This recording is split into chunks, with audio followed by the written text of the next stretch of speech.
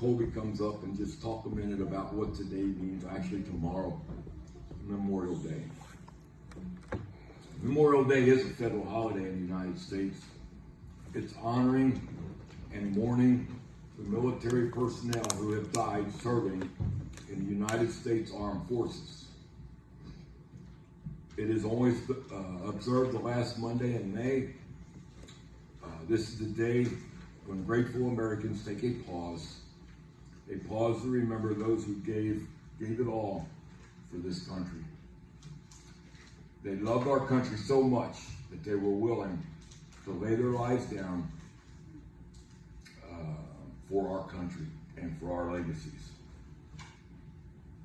It started after the Civil War, when national cemeteries were established to bury all of the casualties of that war. In May of 1868, the day was deemed Decoration Day, because so many family members came to the cemeteries to refresh them after the winter and lay flowers on the graves. President Ulysses S. Grant gave the first ever Decoration Day speech at Arlington National Cemetery. If you've never ever been to Arlington National Cemetery, it is such a sight to see. It is overwhelming to see that cemetery and all the hundreds and hundreds and hundreds and hundreds of military tombstones. I think last I heard, in Arlington National Cemetery, they're doing about 12 funerals a day. They still take the casket out to the gravesite with horse and buggy. It is very neat to see. It truly is.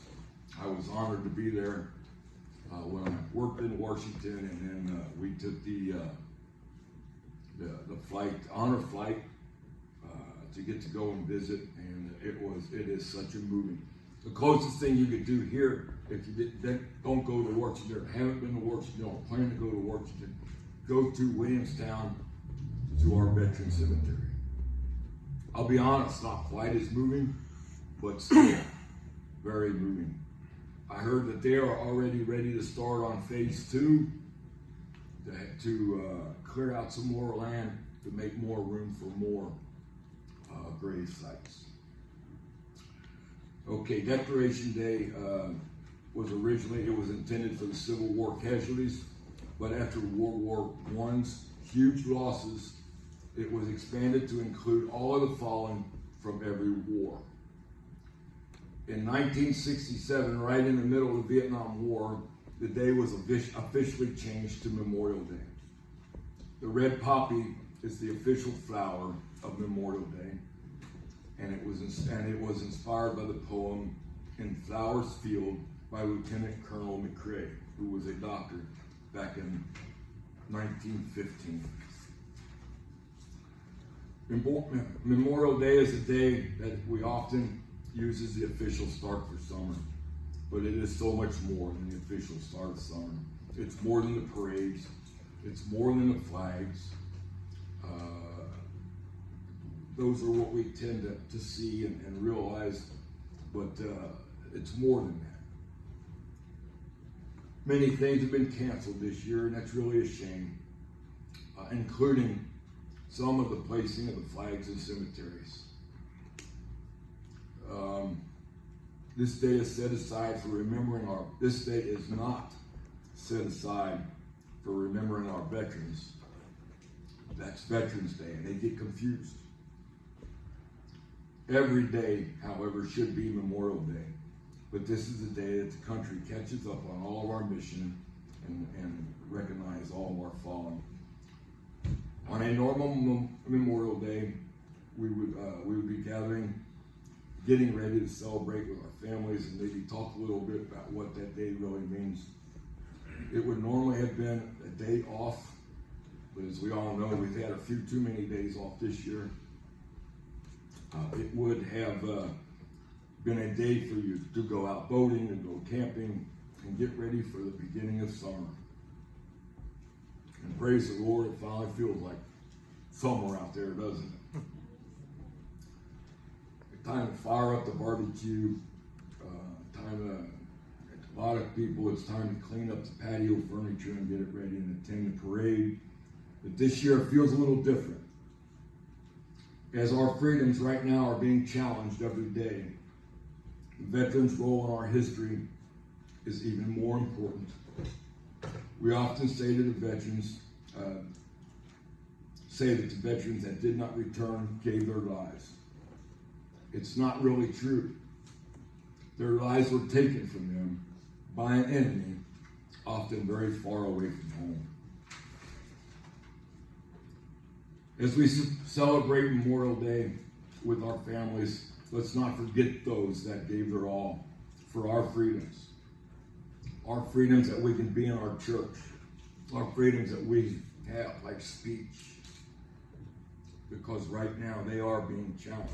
And I think in the future, as we look at our new norm, if we're not careful, some of these may change.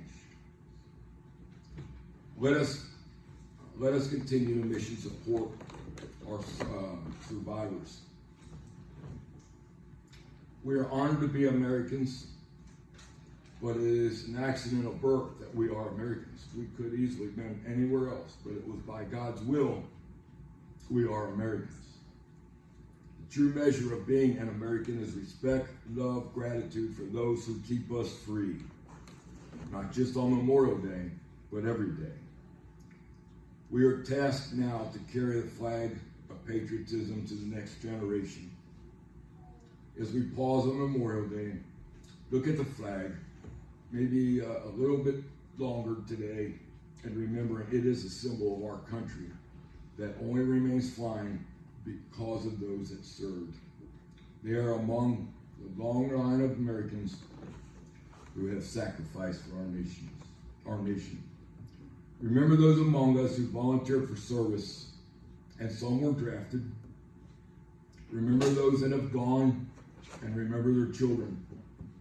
Remember the Blue Star and the Gold Star families. Remember our World War II veterans. Many of them are gone now. In war were 16 million served and 444,000 perished. They served as long as our nation needed them, and they taught us how to be good Americans. Remember those that served in a war not declared, such as Korea. They know that our freedom is not free and that it will never be because they lived it. They called it the forgotten war, but we will never forget what they did in Korea. Remember those who served in Vietnam, a war that was protested, but over 58,000 Americans gave their lives in a country that no one could ever find on a map and lived with the disrespect of our countrymen when they returned. Our Vietnam veterans came home to not parades, but to being stuff thrown at them, spit on, people turn their backs to them, hard for them to get a job. Remember those that stood guard and held the line against communism during the many years of the Cold War. Remember those that serving in Desert Storm and Iraqi freedom, Afghanistan, and the many conflicts in the sands of the Middle East, and where East and anywhere else that tyranny reigns. Remember the ones under the tombstones in places far away from home because they were buried where they helped others. So many of them were just buried out in the battlefields. We will remember. Take time to sit with your children or grandchildren and tell them how proud you are to be an American. How lucky we are to be free from tyranny and oppression. That freedom was and still is earned by those men and women who are proud to serve in our United States military. God bless America. Thank you. Brother Colby, it's all yours, sir. Dan, I think this is a good time to have the pledge of allegiance to the flag. Let's do that. I think that's great. Can we stand? Thank you for bringing that up.